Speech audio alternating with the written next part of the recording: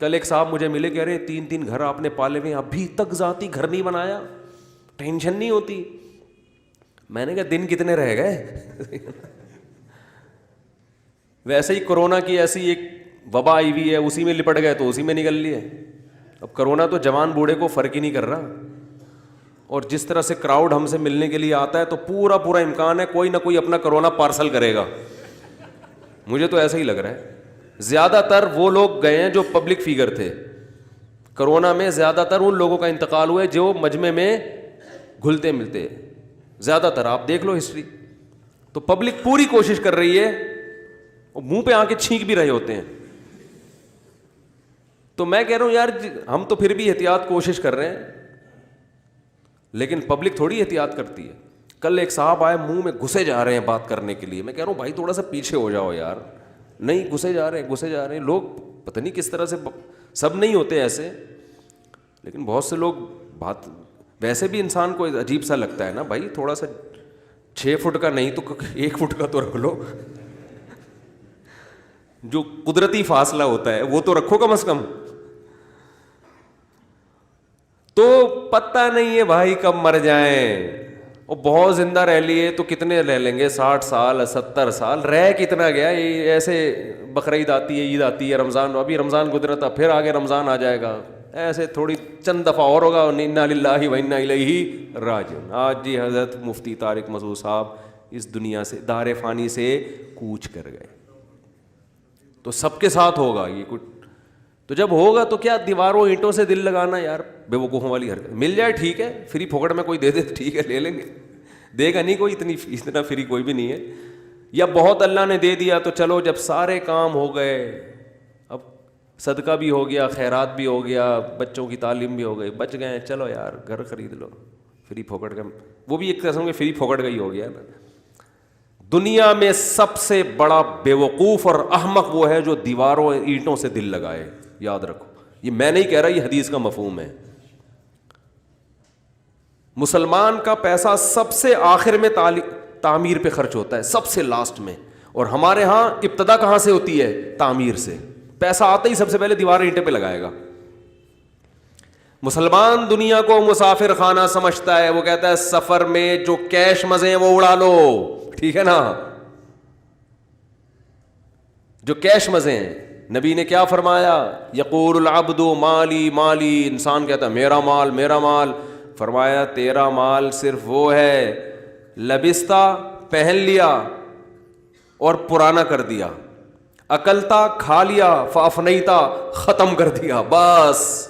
جو استعمال میں آ گیا، جو مزے استعمال میں آ رہے ہیں نا کیش، ان کو فوکس کرو.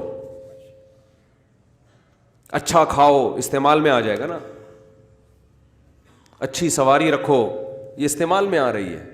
بیوی اچھی رکھو، شریکہ حیات ہے، ٹینشن نہیں دے گی، ٹینشن ختم کرے گی. اچھے خاندان کی ہو.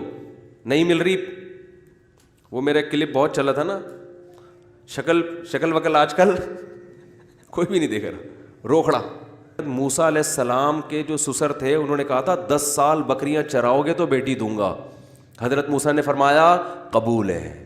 فرمایا کہ نہیں فرمایا؟ داغا دکنا.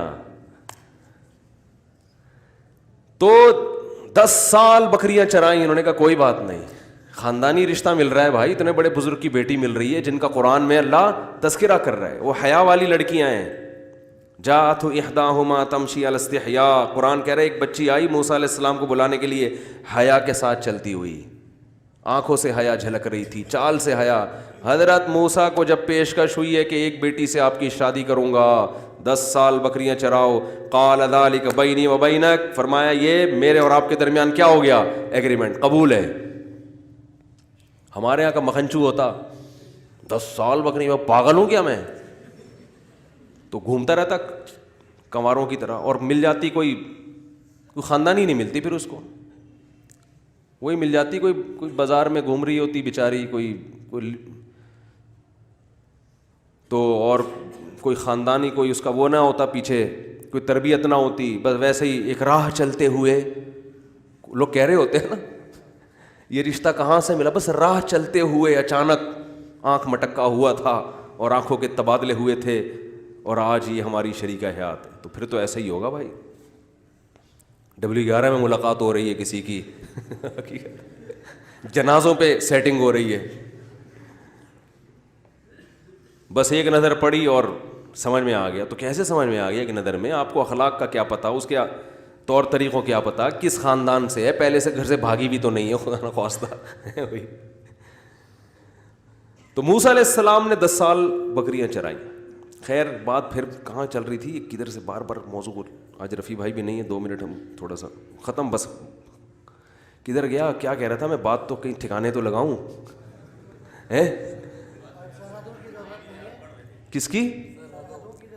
ہاں تو میرے بھائی یہ ہم جو میں یہ کہہ رہا تھا کہ قرآن میں اللہ کا ارشاد ہے ہم تمہیں آزمائیں گے بشیء من الخوف والجوع, کبھی بھوک مسلط ہوگی, کبھی خوف مسلط ہوگا, ونقص من الاموال والانفس, کبھی مالی نقصان ہوگا, معیشت تباہ ہوگی, اور کبھی جانیں ہلاک ہوں گی.